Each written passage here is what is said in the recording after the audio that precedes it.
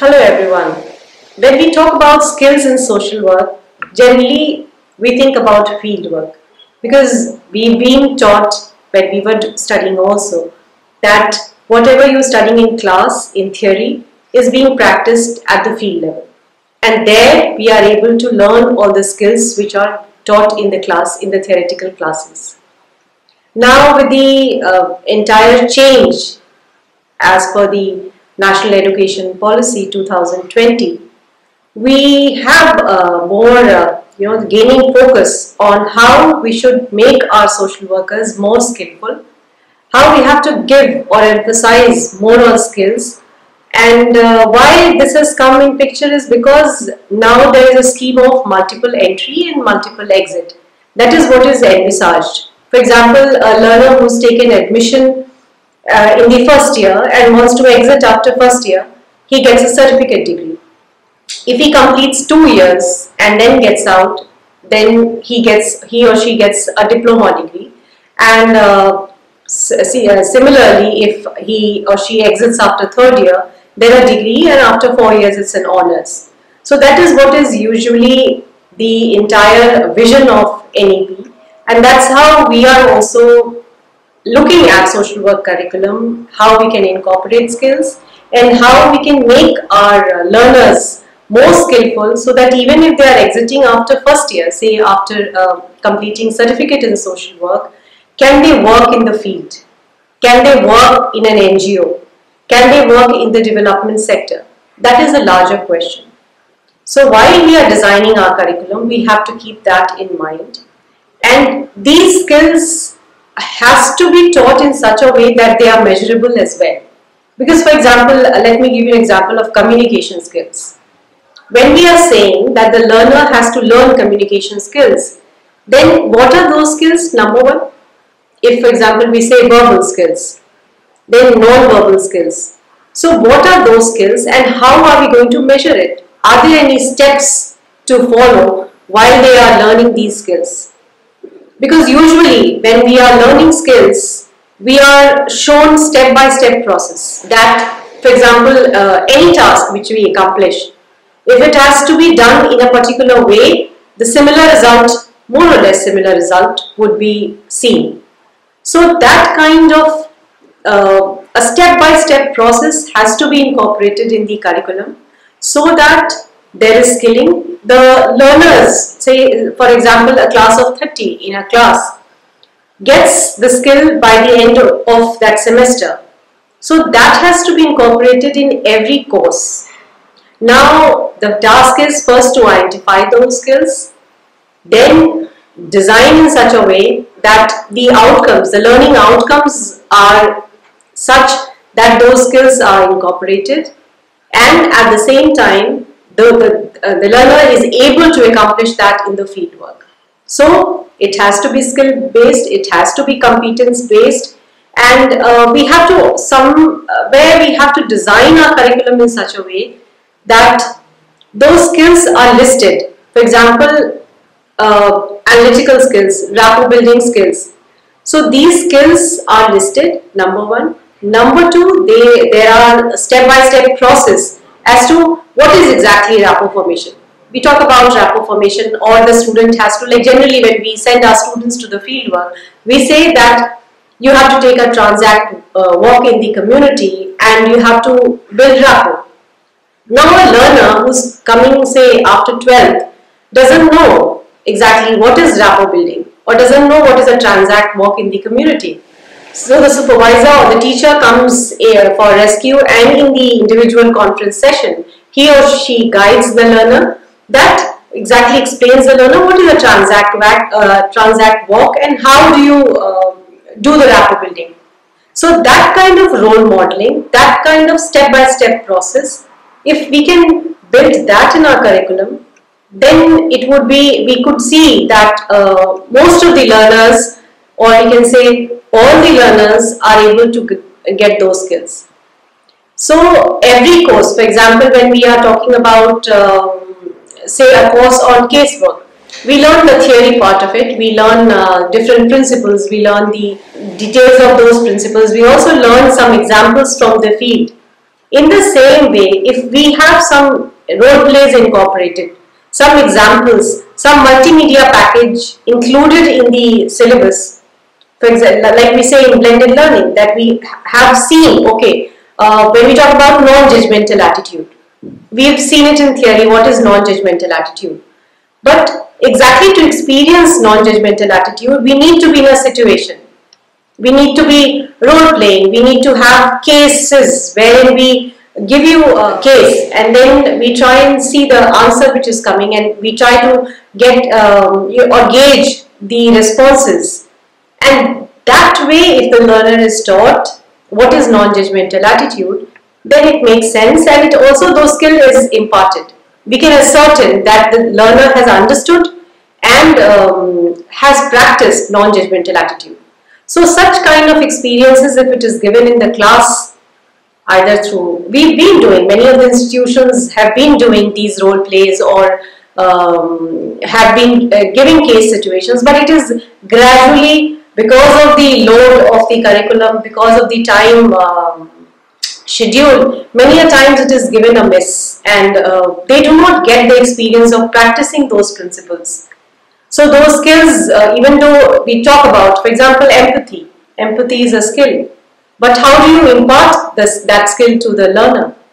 So that could be possible only when we are able to give those case situations in a class, and we could, like for example, if we explain the theory of empathy.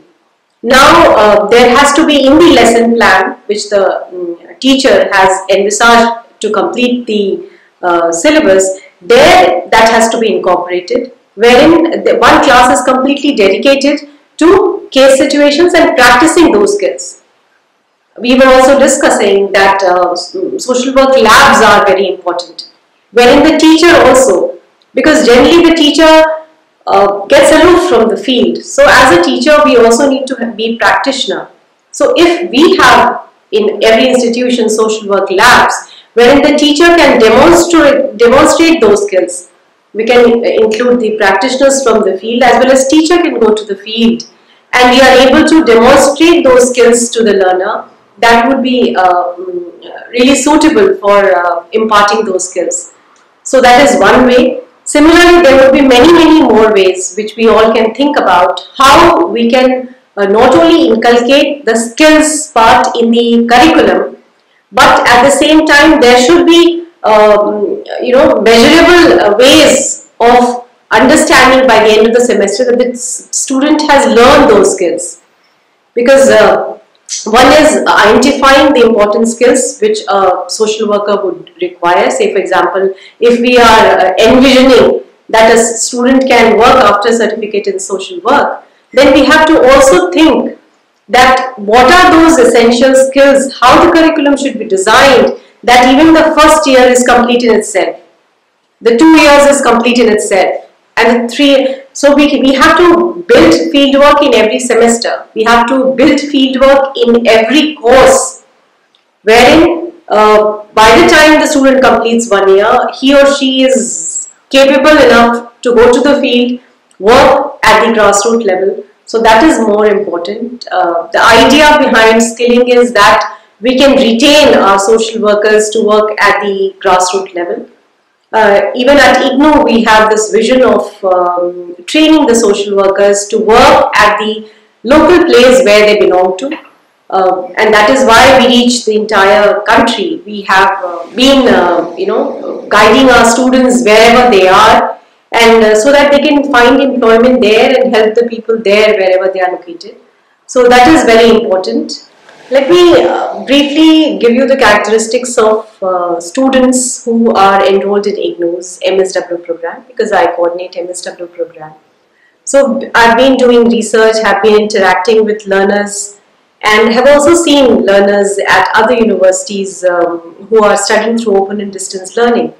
So what we see is that generally our students are in-service professionals. They are working at the grassroots level.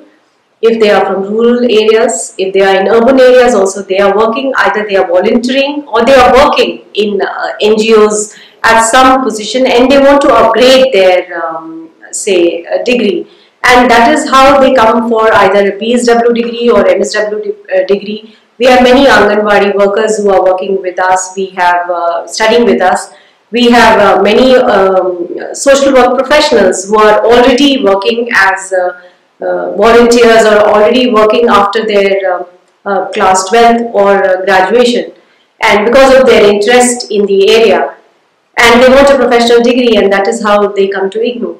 So then through our fieldwork, we have 75 days of fieldwork in a year, 45 days of concurrent fieldwork and 30 days of block placement in first year. And similarly in the second year, we have 45 days of concurrent fieldwork and 30 days of internship. And in these concurrent fieldwork and internship, and block placement, we have tasks aligned for them. For example, in the first year, when they are doing their concurrent fieldwork, they are asked to first make orientation visits to 5 organizations, understand the different settings, and after that choose a setting which is most of their where they are interested the most, and then they do their concurrent fieldwork there. There also they are advised. There are case illustrations given in the journal. We have a journal designed for that, fieldwork journal. Similarly, we have a fieldwork manual for our learners, wherein all the examples of how to make a community profile, how to make agency profile, how to do a case study, or how to do casework, examples of casework, group work, community organization, everything is given there in the manual, and that is given to the learners along with the fieldwork journals. In the hard copy it is posted. So the learners can go through it, understand, and then get in touch with their supervisor at the study center. And there, while they are working, it is also allowed, if they are working, that they can do one of these components of fieldwork. They can do one component in their organization where they are working. So that's how they are able to, they already have skills, they are able to practice it in a more mature way under the guidance of the supervisor. We also have learners who are, say, not working specifically in social work area, but they may be working in other areas. So they are usually, we say, mature, in the middle-aged. They have taken admission by choice. It is not like there are circumstances why they could not pursue their education, or they did not pursue their education, and now they have by choice come to IGNOU. So they are self-motivated. So that works to our advantage, that the learner is self-motivated and is able to say interact or engage with the self-learning materials which we design, which we say that the teacher is built inside. So they are able to understand that, they are able to do fieldwork, and they are also motivated to stay back. And when I say stay back, it means that they want to retain themselves to where they belong. For example, a learner who is studying from, say, Maharashtra would stay in Maharashtra and work there, and would not be aspiring, not all, we cannot say that everybody, but yeah, not all would be aspiring to come to Mumbai or come to Delhi or come to any metro city or urban area. So that is the model which we are working with. But we also keep the fieldwork hours at par with the international standards. For example, 1200 hours of fieldwork in the master's level and 900 hours of fieldwork at the graduation level. So that even the learners who want to go abroad and work can fulfill the criteria as laid down by different accreditation bodies, for example, HCPC in England or CSW in Canada.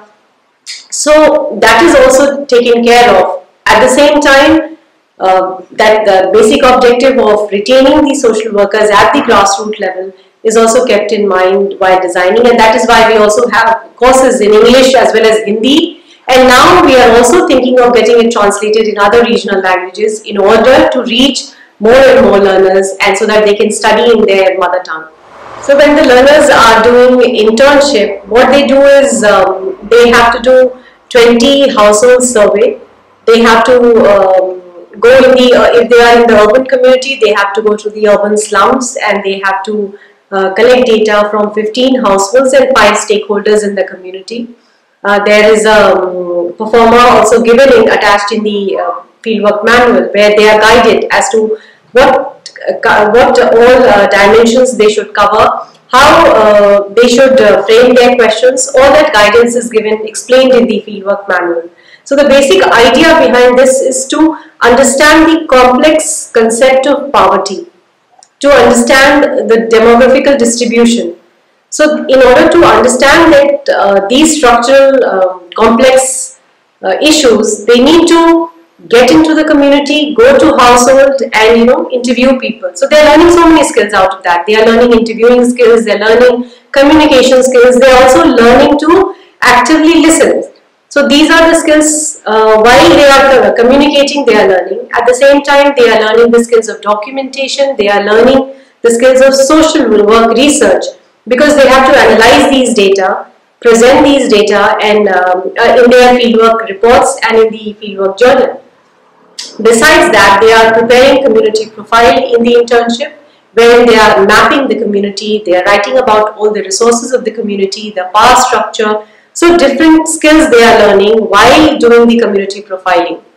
And they are also doing agency profile. They are preparing agency profiles. So while preparing agency profile also, there are a number of skills which they are learning, and all this is explained very well in the fieldwork manual.